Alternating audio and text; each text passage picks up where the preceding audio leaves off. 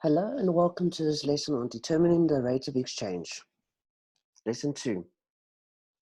Sometimes you're going to need to know how to calculate the exchange rate, the actual conversion factor. So in lesson 1, what we did was we worked out based on when we were given an exchange rate and one other currency, we had to work out the other currency. Now, what we're going to do today is basically look at what happens if we are given the two currencies, the equivalence between the two.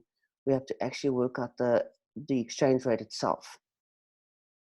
Now, what will happen is that we will usually calculate what 1 unit of the strong currency is equal to. So, for example, if I give you a situation like in example 1 where I give you rands and dollars, you work out what $1 would be equal to.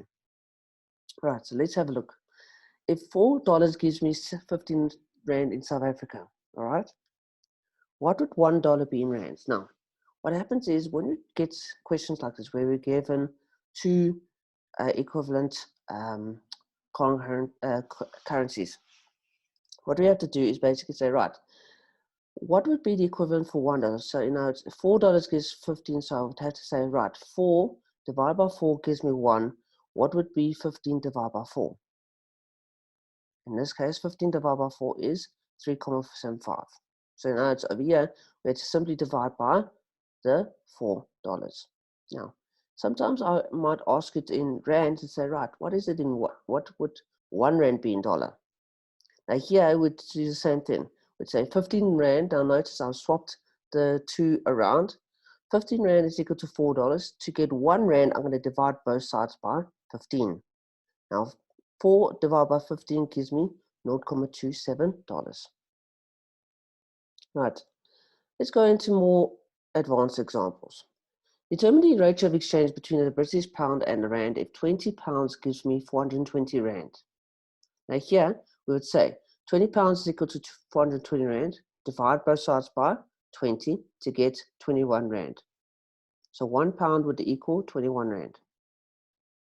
Now, what happens if, let's say, we give a more advanced question, like for example, what would be the conversion factor between the pound and the Japanese yen if we use the conversion factor using example 2, and also that 1 rand is equal to 100 yen.